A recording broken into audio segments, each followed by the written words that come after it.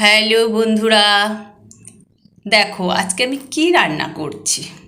আমি প্রথমে অল্প কিছুটা মুগ ডাল ভেজে নিচ্ছি, আর পেঁয়াজ টমেটো আমি সাইডে কেটে নিচ্ছি। তারপরে তোমরা দেখতে থাকো আমি কি সবজি বানাই। তোমরা এই সবজিটা খেয়েছো, তবে তোমরা তোমাদের মতন খেয়েছো, আমি আমার মতন করে করছি। তোমরা আমারটা একটু দেখো, যদি ভালো লাগে করে খেয়ে দেখবে। তো আমার মুগ ডালটা ভাজাও হচ্ছে, এদিকে আমার পেঁয়াজ আরে কাটাও হয়ে গেছে, আর আমার মুগ ডালটাও ভাজা হয়ে গেছে, আমি নামিয়ে নিচ্ছি। এবার আমি গ্যাসে কড়াইটা দিলাম। তারপরে দেখো আমি কি করতে থাকি। ডালটাকে ধুয়ে নেব জল দিয়ে, আর আমি কড়াইতে সর্ষের তেল দিয়ে দিচ্ছি।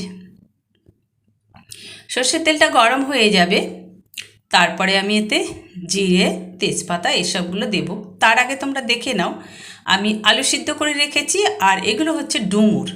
ডুমুর কেটে আমি সিদ্ধ করে রেখেছিলাম, আলু আর ডুমুর সিদ্ধ করে রেখেছিলাম। তো তেল আমার গরম হয়ে গেছে, এবার আমি তেজপাতা দিয়ে দিলাম দুটো, তারপরে আমি কিছুটা সাদা জিরে দিয়ে দেবো। দেখো আমার এই ডুমুরের তরকারি রান্নাটা তোমাদের কেমন হয়, কেমন লাগে। যদি মনে হয় ভালো হয়েছে তাহলে একটু লাইক করে দিও, আর কমেন্ট করে জানিও কেমন হয়েছে। তো এবার আমি পেঁয়াজগুলো ভেজে নেব। আর আমি রসুন থেতো করে রেখেছি। রসুন তোমরা বেটেও নিতে পারো অল্প কিছুটা, আমি একটু থেতো করে নিয়েছি, কেন আমার হাতে সময় কম, তাই আমি আর ওটা বাটতে যাইনি। এবার আমি টমেটো কুচোটাও ভেজে নেব ওর সাথে। তারপরে আমি এতে নুন হলুদ যা যা দেওয়ার আমি সেগুলো দিচ্ছি, দেখো। আর আলুগুলো আমি ওর সাথে কষাতে থাকবো। ডুমুরটা এখন দেব না, ডুমুরটা আমি পরে দেব। তো আলুটা একটু ওর সাথে ভাজা ভাজা হয়ে যাক। তারপরে আমি এতে হলুদ দিয়ে দেবো, নুন দিয়ে দেবো, জিরের গুঁড়ো দিয়ে দেবো। দেখতে থাকো, হলুদ দিলাম, একটু অল্প পরিমাণে শুকনো লঙ্কার গুঁড়ো দিলাম, আর জিরের গুঁড়ো আর নুন সব আমি দিয়ে দিচ্ছি পরিমাণ মতো। দেখো এই জিরের গুঁড়োটাও দিয়ে দিলাম। তো এবার একটু ভালো করে এটা কষে নেব। কষাটা হয়ে গেলে তারপরে আমি কিছু কাঁচা লঙ্কা আছে সেটাও দিয়ে দিলাম। এটা সুন্দর করে একটু ভালো করে নেড়ে চেড়ে নেব।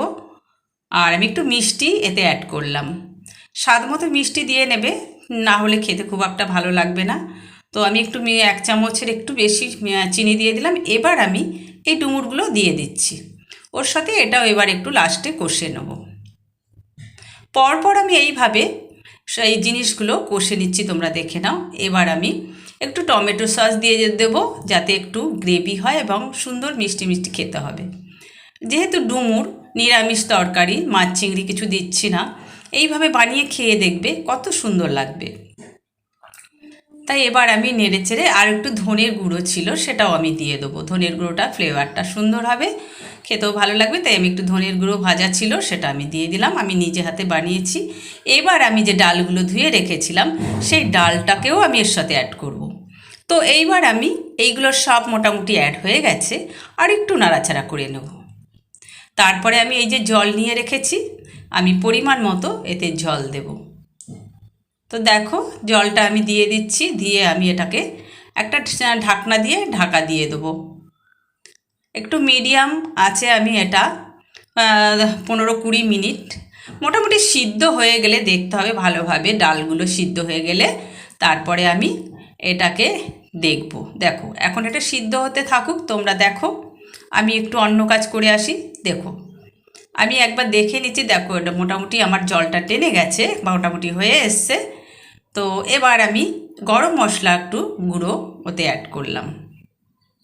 তো গরম মশলা গুঁড়ো অ্যাড করে আমি একটু ঘিও এতে দিয়ে দেবো, যাতে ঘিয়ের গন্ধটা খেতে ভালো লাগবে।